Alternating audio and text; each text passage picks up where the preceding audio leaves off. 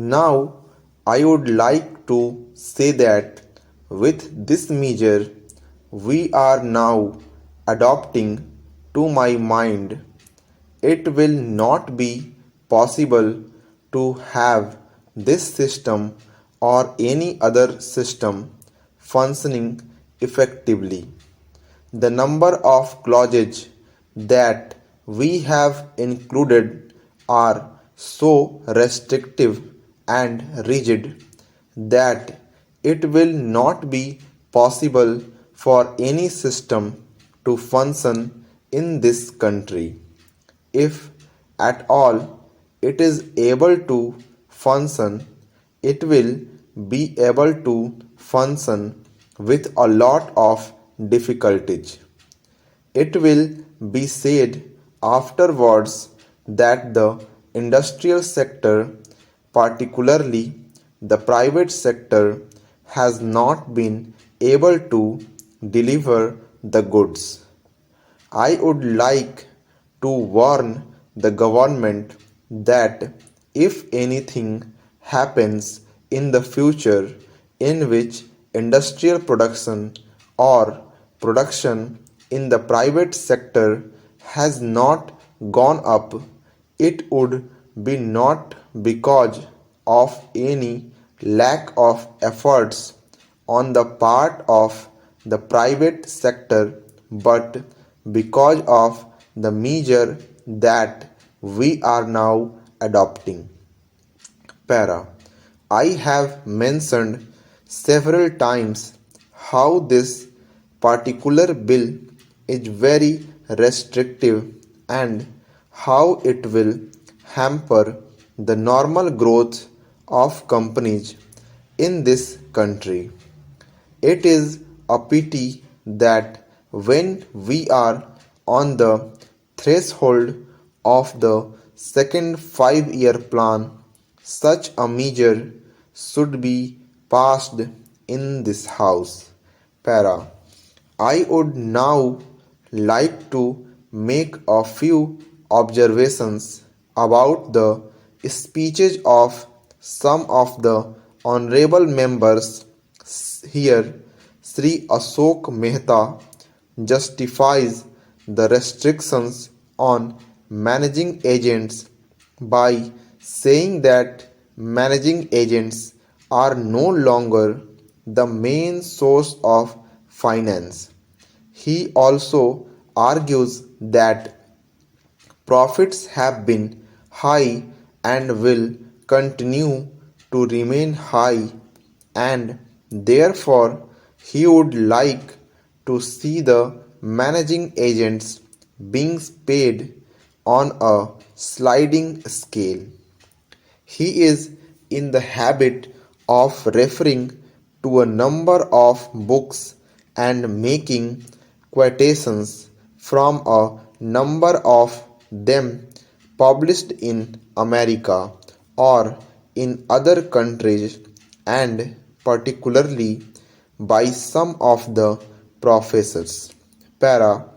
I would also like to mention to him that even when companies are floated, it requires a certain amount of confidence amongst the investing public, and it is because a particular firm is managing a particular company that this confidence is created in the investing public.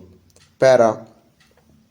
Even there, as the Honorable Finance Minister has said, there is a sort of overall tight control. New banks and insurance companies are not floated nowadays.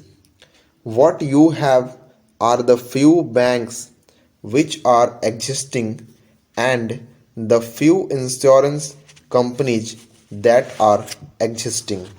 Para. The other point is that the credit worthiness of the managing agency firm does count to a certain extent in getting credit from the banks and other financial institutions. Para.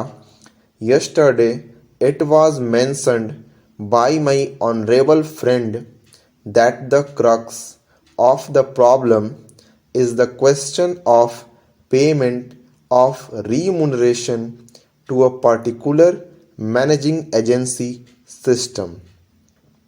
He said that in this bill, a definite encouragement has been given to the alternative type of management, namely the managing director or the manager, where an individual has been permitted to make 5%, while in the case of the managing agency, it has been permitted to take about 10%. I would like to point out to him that it is not merely the question of remuneration which will decide the alternative type of management. The remuneration is not a very important thing unless and until you allow a certain amount of flexibility for any system to function. It will not be possible to evolve any other system to take the place of the managing agency system. In spite of so many shackles, you may find that those few business houses which are carrying on now may have to carry on the present basis. You may not find many new people coming in the field. Para. Several times it has been mentioned in this house why the business community has not prescribed for itself a code of conduct. In this connection, I would like to point out that a degree or diploma is essential for the profession, and in case of violation of the code, sanction should be provided by it to prevent a person from practicing the profession. Today, even Ashok Mehta and Sri C.C. Shah can set up a grocery shop and become businessmen. Nobody lays down any condition for starting business, and nobody can prevent others from continuing it. But I would like to point out that with regard to the code of conduct, there is a certain amount of ethics, and there are certain standards and traditions on which business houses function.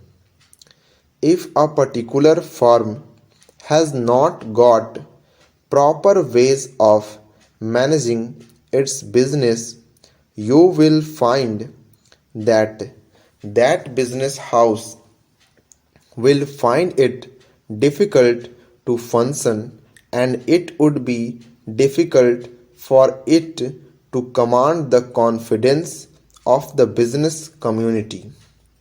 It would not be possible for it to function as effectively as a firm which has proper ways of managing its business.